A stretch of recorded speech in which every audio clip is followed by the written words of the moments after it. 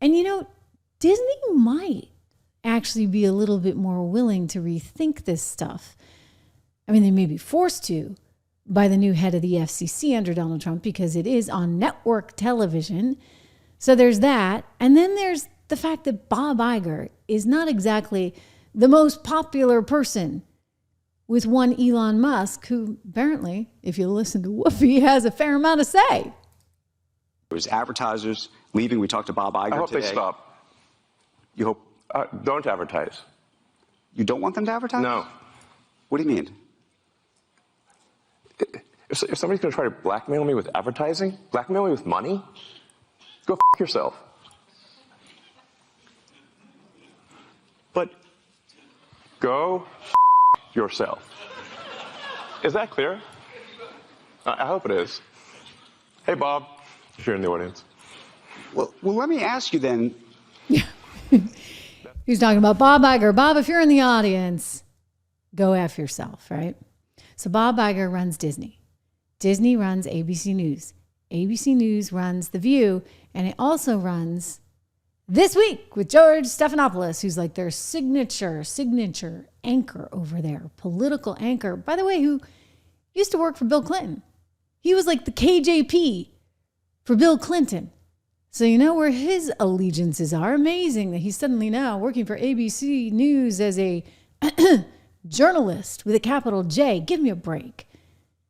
He's got very clear biases. He's very in tight with the whole Democrat establishment. He was one of them and then switched over to the airwaves. I mean, at least Jen Psaki had the decency to go to MSNBC, which prides itself on being the anti-Trump network. This guy is like masquerading as though he's a journalist, and he's not. So he's on Good Morning America, and he's got this show on the weekend, and you see, ABC News had to pay a lot of money to make this little problem with Donald Trump go away because he completely defamed him, and Donald Trump sued him and ABC as a result of it. If I were ABC, if I were Bob Iger, I'd cut my losses and say, bye-bye. You know what, Georgie boy, we don't really need you, especially given this new revelation. According to the latest and greatest of the New York Post, ABC News' George Stephanopoulos was repeatedly warned not to use a certain word when talking about Donald Trump because, you see, Donald Trump hadn't been convicted of what he suggested he had been convicted of, and yet George Stephanopoulos used it anyway. Think about that. According to the New York Post, they've seen text messages where he was told by his producer, his executive producer, to not use the word rape before going on the air to discuss Donald Trump, but the ABC News anchor ignored the warning, a decision that cost the network $16 million, the Post learned. Quote, parent company Disney's capitulation last week in the defamation lawsuit by Trump against ABC News and Stephanopoulos shocked media and legal experts. But the damning revelation could help explain why Mouse House CEO Bob Iger, signed off on this settlement so quickly. We're told that he actually personally had to sign off on this. I mean, this is a problem. I want to play for you what he said and think about what you know now. So the executive producer was like, don't use this word. Don't use this word. So it's not like it was an honest mistake. It wasn't like it slipped. And he didn't use it just once. It kept coming up. Watch. Still get judged for it today. I'm asking you a very simple question. And I answered it. You're shaming me for my political choices. I'm asking you a question about why you endorse someone who's been found liable for rape. It was not a criminal court. It was a civil court. It was a civil court. And by the way, she joked about the judgment and what she was going to do with all that money. And I find that offensive. I'm asking you about the man as a rape victim who's been shamed for years now because of her rape, you're trying to shame me again by asking me this political question. You've repeated that again and again and again. I think it's offensive. As a woman, I find it offensive. For my political choices, I've endorsed the man that I believe is best for our country. It's not Joe Biden. And you looked at the dueling rallies yesterday in Georgia. Laken Riley's family was with Donald Trump. They weren't with Joe Biden. The same guy yesterday that apologized for calling her killer an illegal, who wasn't illegal. And here you are trying to shame a rape victim. I find it disgusting. I mean, you keep saying I'm shaming you. You are. The question, it is. How is the question asking you about a presidential candidate who's You're asking a rape victim. And there's no question about that. And You're you've questioning my courageously political talked choices about because that. I've been raped. I think that's disgusting. No, I'm questioning your political choices because you're shaming supporting me. You're trying someone to who's been shame found me. liable for rape. Actually, I'm not trying to You shame are. you. That's exactly You're not what answering you're the doing. question. And I think it's disgusting. Well, you're welcome to say that, but you have to answer the question. Why are you supporting someone who's been found liable for rape? I just answered your question. What is the answer? He was not found guilty in a criminal court of law. It was sexual abuse. It wasn't actually rape, by the way. And E. Jean Carroll joked about all the money she's going to get and made a mockery out of this case. And I think that's offensive. There's a reason why women don't come forward. And when you have someone who says that they're raped and they make a mockery out of this civil court judgment, it's offensive to other women. It makes it harder for other women to come forward when another woman has made a mockery of it. You said women don't come forward because they are afraid. They are afraid because they are defamed and shamed, by those like you're trying to shame me this morning. They are afraid to come forward, as you said, because they are defamed by those who commit the rape. That's what Donald Trump has been found guilty of doing. He defended himself over that and denies that it ever happened, but he was not found guilty in a criminal court of law. You know, we should go like ding, ding, ding every time Georgie Boy says that. Remember, he was told by his executive producer not to say it. So he was deliberately insubordinate. And now he's mad? He's mad? Exploding over the $16 million settlement? He's mad. Give me a break. This guy is just kind of a jerk. Really and truly a jerk. The anchor's frustration with the network couples both the personal and professional strain the episode has taken on him. We really feel bad. And it appears to have boiled over as he has since deactivated his X account, cutting ties with his more than 2.3 million followers. The decision to settle has also left ABC News staffers seething, because they can't libel somebody. Good. You shouldn't be able to libel people. If he wasn't found guilty of that, why are you saying he was, Georgie? And why do you still have a job, Georgie? I mean, okay? He was not found liable for that. And yet Georgie went on and did this. I'll tell you, you know what they need to do? They need to fire him.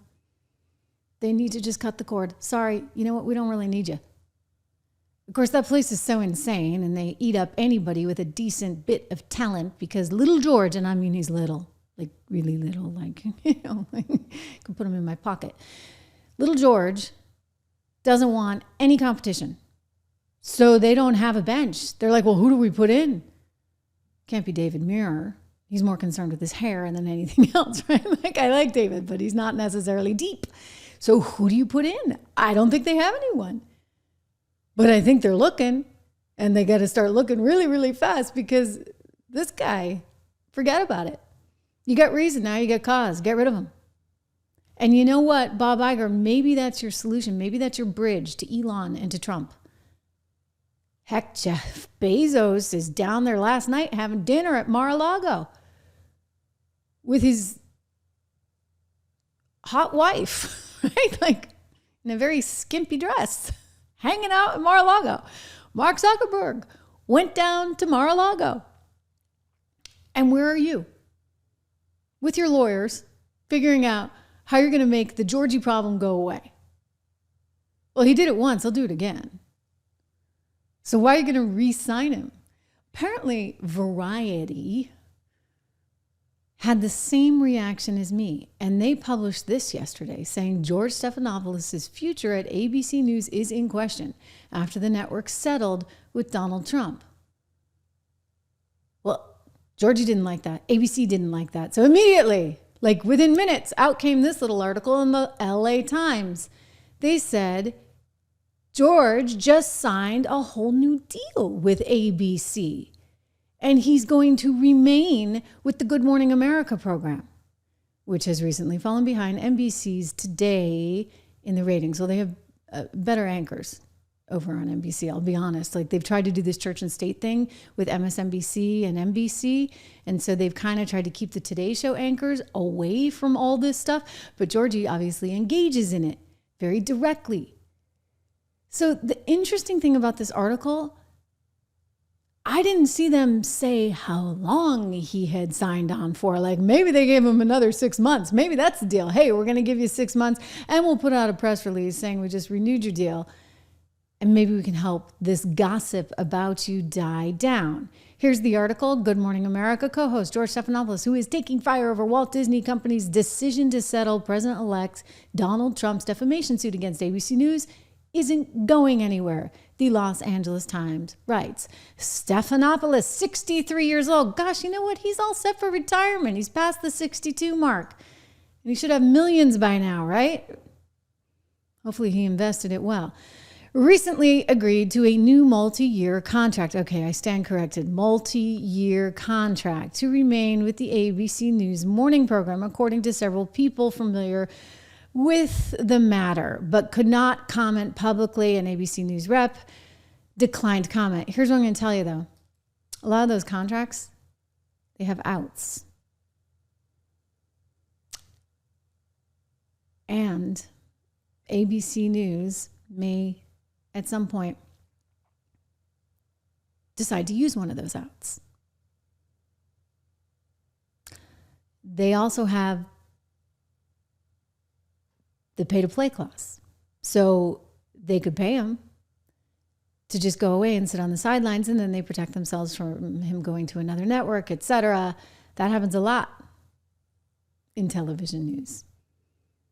They pay you, but you have to stay quiet. And you can't go anywhere else or do anything else. So it's entirely possible that they were very clever about how they did this. If I were Bob Iger, I'd be really annoyed, especially learning that this guy, Georgie, was told repeatedly that you're not supposed to do this. But clearly, the inmates are running the asylum over there at ABC News. Just watch The View any day of the week, and it's quite a given. Reminder, Christmas is coming up, and you may have missed the Christmas deadline, but hey, you can toast the new year with your Live Free or Die mug or one of our great patriotic hats. Go over to the Trish Regan shop, trishregan.shop today, trishregan.shop, SHOPREGAN. You know.